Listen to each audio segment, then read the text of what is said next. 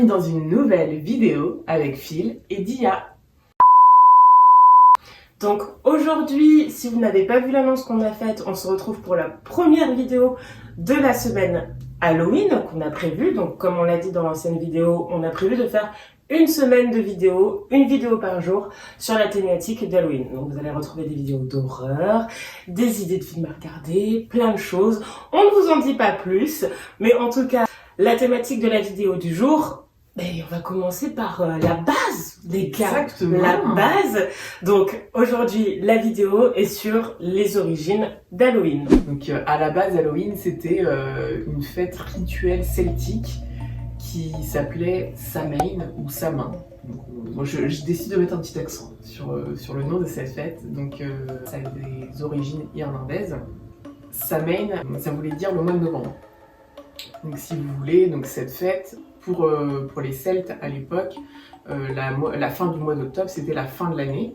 Donc c'est pas comme aujourd'hui. C'est pas le même calendrier. Voilà, c'est pas le même calendrier exactement. Et donc c'était un petit peu comme leur nouvelle année, quoi. Leur nouvel an à eux, un petit peu différent de celui qu'on connaît aujourd'hui. Il n'y avait pas un calendrier comme nous on peut avoir, c'était plutôt un calendrier lunaire. Donc cette fête se célébrait un jour de pleine lune. Ah, exactement. Déjà, je trouve que voilà, il y a un petit côté mystique. Ouais. Pour les Celtes, donc cette fête qui se déroulait, comme on l'a dit, lors de la pleine lune, était une fête qui permettait d'ouvrir une brèche entre les vivants et les morts, donc une sorte de passerelle entre les deux mondes, qui permettait une sorte de passerelle où chacun était invité à venir de l'autre côté. Donc c'était l'occasion pour les défunts des uns et des autres de venir de l'autre côté et de ne plus être entre guillemets transparent, d'avoir un petit peu plus de visibilité et de pouvoir échanger du coup avec les vivants. Durant cette fête-là, c'est assez classique.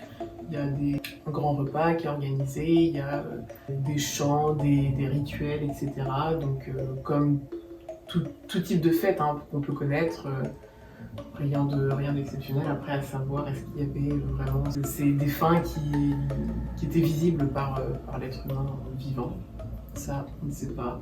Il y a trop longtemps pour le savoir. Oui, et puis le petit côté aussi, c'est un peu le même parallèle que des fêtes qui peuvent être un peu ritualisées dans différents pays, où tu as le côté, soit il y a certaines substances qui permettent d'ouvrir les chakras et de voir certaines choses, ou aussi il y a aussi ce côté où tu es avec plein de personnes, où vous êtes là pour le même but, et vous voulez tellement quelque chose que du coup, certaines personnes pouvaient certainement être en transe, et du coup, forcément être dans un état second où tu as l'impression, où tu voyais, on est dans la supposition, l'impression de voir des fantômes, des choses comme ça. Il y a l'état de transe aussi qui peut, c'est clair. qui peut donner cette impression. Plus ouvert sur le monde. C'est ça. On a tous en tête certains rituels chamaniques au bord d'une plage où ils sont là, machin. Donc je pense que ça devait être un peu... Ouais, je pense que c'était clairement comme ça. Après, comment a évolué la fête de Samhain?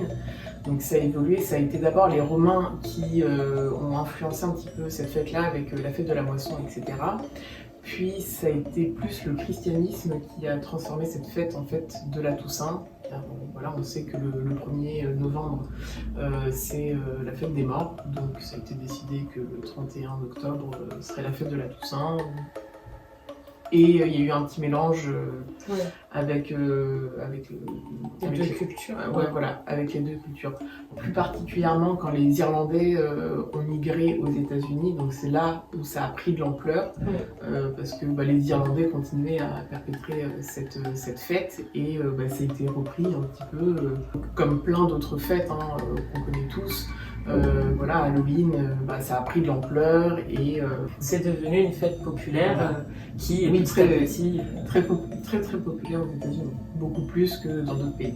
Comme on l'a dit juste avant, les Irlandais ont migré aux États-Unis et ont ramené avec eux donc leurs contes et rituels. Justement, on va en parler d'un. C'est l'histoire de Jack O'Lantern. L'histoire de Jack O'Lantern, c'est l'histoire d'un homme qui osa défier le diable. Donc pour cela, il a décidé de lui faire des farces, donc trick or treat, et fut radié, chassé du paradis le 31 octobre. il sera condamné éternellement avec une lanterne. Cette lanterne contenait une bougie et un navet pour éviter que le vent n'éteigne cette bougie. C'est depuis la fin du 19e siècle qu'Halloween est devenu une fête nationale aux États-Unis. Donc, avec la fête traditionnelle que l'on connaît aujourd'hui, donc des bonbons, enfin en allant chercher des bonbons de maison en maison, et le fameux trick or treat, donc un bonbon ou une farce en français. Et ensuite, donc le fameux navet que l'on connaissait de la lanterne de Jack O'Lantern se transforma en citrouille, donc voilà, l'emblème de la fête d'Halloween aujourd'hui. Qui était en fait, ils ont pris la citrouille parce que c'était quelque chose qui était beaucoup plus facile à sculpter qu'un navet. Donc c'est comme ça que ça s'est transformé. En France, la fête d'Halloween est arrivée aux alentours des années 90. Vraiment, même un petit peu fin des années 90. Ça n'a pas été aussi magique qu'aux États-Unis parce que jugé trop marketing. C'est arrivé en France d'une manière un petit peu peut-être agressive. Il y a eu des marques qui ont joué un petit peu sur l'ampleur que ça prenait aux États-Unis. Ils se sont dit on va surfer sur le truc et je pense que ça n'a pas été amené de la bonne manière. Après voilà, il n'y a pas eu trop de migrants non plus irlandais à perpétrer un petit peu cette tradition, donc c'est normal que ça soit moins ancré chez nous qu'aux États-Unis. Mais c'est vrai que je trouve ça dommage, moi j'aurais bien aimé avoir les grosses fêtes d'Halloween qu'on peut voir aux États-Unis, me balader et quand je vais toquer chez les gens ont vraiment des bonbons. Ouais. Parce que je me suis pris plusieurs refus. C'est ça, t'as des gens qui achètent des trucs vite fait, mais bon, tu vois bien que tu les emmerdes, quoi. Oui. Parce que là, en plus, quand tu vois, après c'est les séries, mais je pense que ça se passe comme ça aux États-Unis. Les gens, ils ouvrent leurs portes, ils sont déguisés eux-mêmes, donc je trouve ça trop non, cool. c'est vraiment une tradition là-bas. Et puis on voit, c'est très à l'américaine, on connaît les Américains qui sont très dans le bon coup, où on voit les maisons qui sont décorées de manière totalement gargantuesque. Ils jouent vraiment le jeu à fond. Après, effectivement, comme tu l'as dit, c'est plus ancré chez eux que chez nous. Mais je trouve que quand même, ça commence un petit peu à de plus en plus se populariser en France, tu vois. Ah oui, tu sais. Ouais, je trouve ça... moi, je sais que là où j'habitais avant, quand j'étais petite, Halloween, on le fêtait. Alors, c'était pas aussi... il n'y avait pas les maisons décorées avec des énormes citrouilles, etc. Mais ce côté trick or treat où tu vas chercher des bonbons chez l'habitant, ça se faisait énormément. On était tous déguisés. Alors, certes, les personnes qui nous accueillaient n'étaient pas forcément déguisées, mais c'était pas surprenant. Ouais, c'est pas... Après, en fait, moi, il y a toute cette magie, tu vois. Tu te dis, pendant 1 ou 2 semaines, tu te balades déjà dans ton quartier. T'as l'ambiance d'automne déjà qui est hyper chaleureuse, plus les petites décos, etc. Je pense que c'est... Et puis quand tu te balades, il y a plein d'autres enfants dans la rue à se balader avec toi. T'es pas genre là... Non mais oui. Mais bon, après, pour que ça fonctionne, il faut que tout le monde joue le jeu. Donc c'est à nous aussi de commencer à jouer le jeu. Moi, je sais que...